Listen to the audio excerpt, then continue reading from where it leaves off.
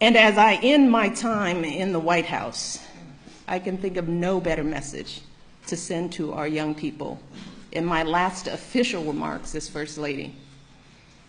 So for all the young people in this room and those who are watching, know that this country belongs to you, to all of you, from every background and walk of life.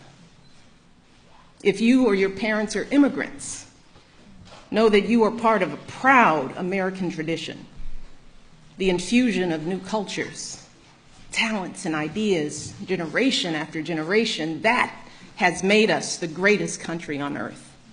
If your family doesn't have much money, I want you to remember that in this country, plenty of folks, including me and my husband, we started out with very little, but with a lot of hard work and a good education, anything is possible, even becoming president.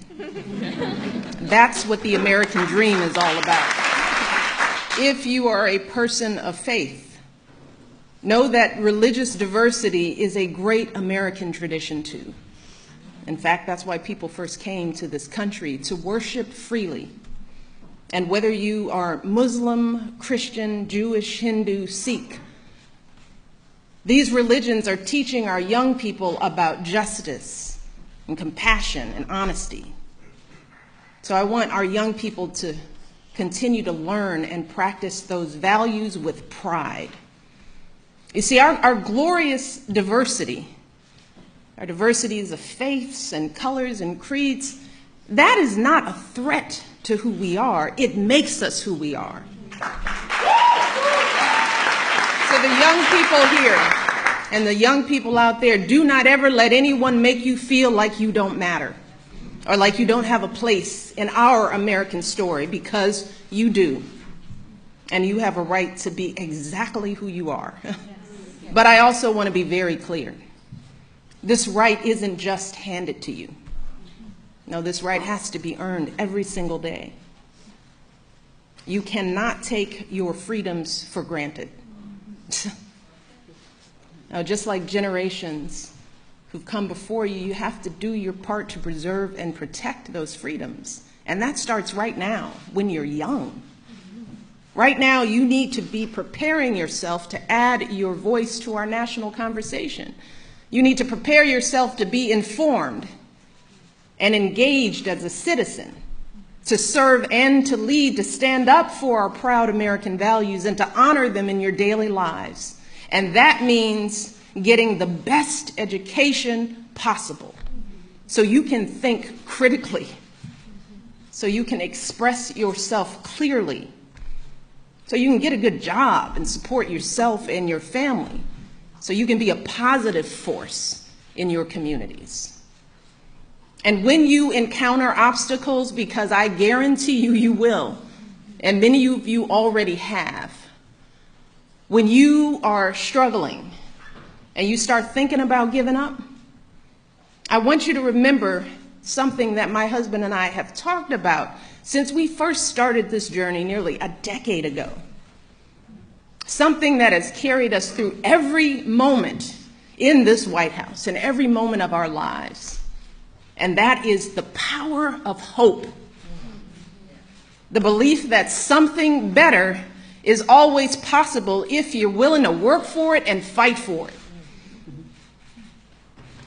It is our fundamental belief in the power of hope that has allowed us to rise above the voices of doubt and division, of anger and fear that we have faced in our own lives and in the life of this country.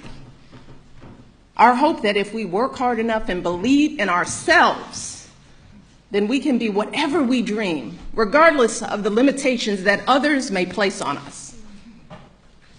The hope that when people see us for who we truly are, maybe, just maybe, they too will be inspired to rise to their best possible selves. Shoot, it's the hope of my folks like my dad. Got up every day, do his job at the city water plant. The hope that one day his kids would go to college and have opportunities he never dreamed of.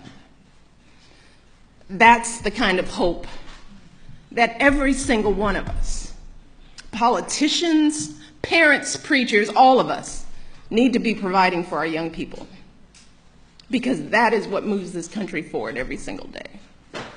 Our hope for the future and the hard work that hope inspires. So that's my final message to young people as First Lady. It is simple.